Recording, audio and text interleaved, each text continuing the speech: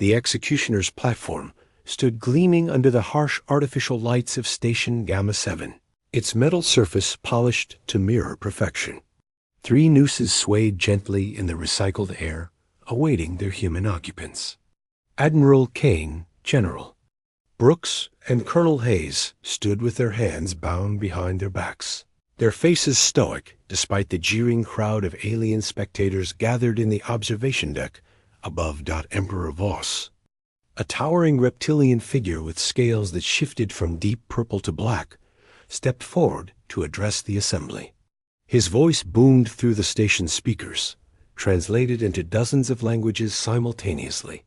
Today, we witness the end of human resistance, Voss declared, his forked tongue flicking between razor-sharp teeth. These 3 leaders of the so-called Earth Defense Force have terrorized our peaceful expansion for too long. Their execution will serve as a warning to all who dare oppose the Galactic Empire. The crowd roared its approval. Representatives from 100 worlds had gathered to witness this moment, the final humiliation of humanity before their home world would be glassed from orbit. For 3 years, these 3 humans had somehow managed to outmaneuver Imperial fleets that outnumbered them 1,000 to 1. Today, their luck had finally run out. Admiral Kane, a weathered woman in her 50s with steel-gray hair, looked up at the Emperor without flinching. You talk about peaceful expansion, but we've seen your peace on Europa Colony. 30,000 civilians turned to ash. Silence. Voss hissed, backhanding the Admiral across the face. Purple blood welled from her split lip, but her expression never changed. You humans are all the same, defiant even in death. General Brooks, a stocky man with intelligent brown eyes, chuckled softly. If you think we're defiant now, just wait. The Emperor's eyes narrowed to slits. Wait for what? Your pathetic fleet was destroyed at the Battle of Titan. Your home world is surrounded. There will be no rescue, no last-minute salvation. You die here, forgotten and alone. Colonel Hayes, the youngest of the 3 at barely 30, finally spoke. His voice was calm, almost conversational. Emperor Voss, may I ask you a question? Speak quickly, human. The executioner grows impatient. In all your years of conquest, how many species have you encountered that use stealth technology? Voss paused, confused by the seemingly random question. Few possess such advanced capabilities. The Phantom Riders of the Void Nebula, perhaps. The Shadow Fleet of the Andorian Collective. Why do you ask? Hayes smiled, and for the first time, the Emperor felt a chill run down his spine. Because you're about to learn that humans have always been very good at hiding. The lights suddenly flickered and died. Emergency power kicked in a moment later, bathing the execution chamber in red warning lights.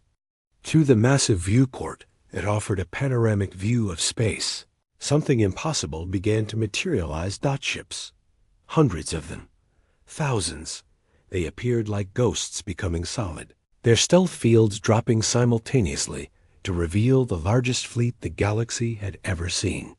Earth destroyers, cruisers, and battleships materialized in perfect formation, their weapons already trained on the Imperial forces. Impossible, Voss whispered, his scales now a sickly yellow with fear.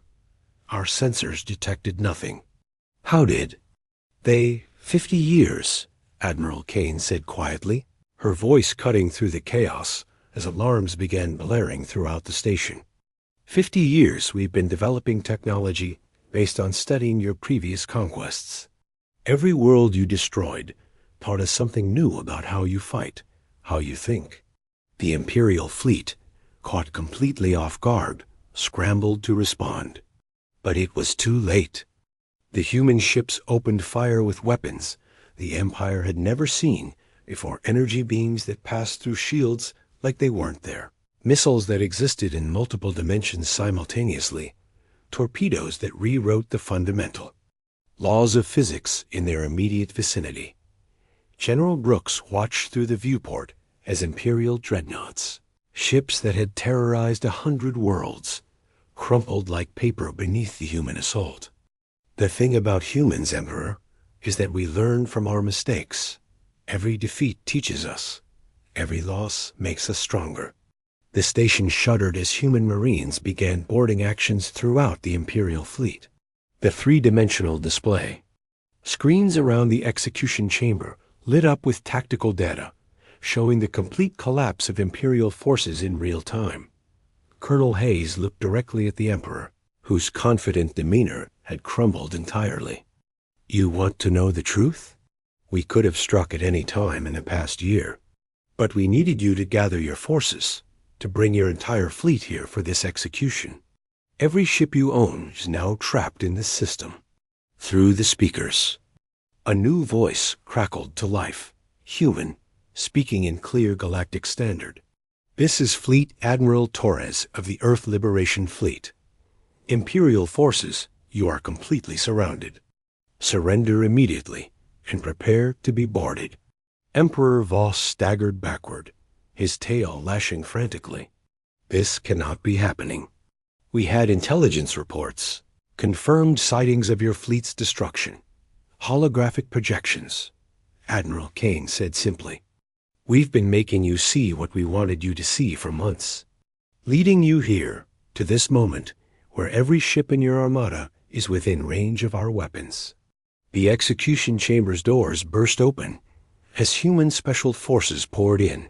There, advanced combat suits, making them look like armored angels of vengeance. The alien spectators screamed and fled, but there was nowhere to run as the Marines cut their bonds. General Brooks stepped forward and placed a hand on the Emperor's shoulder. The reptilian alien flinched at the touch. The thing about trying to hang Earth's generals, Brooks said quietly, is that you should probably make sure the rest of Earth's military isn't watching. Outside the viewport, the last Imperial battleship erupted in silent flame, and humanity's true fleet filled the void where an empire's arrogance had once seemed absolute.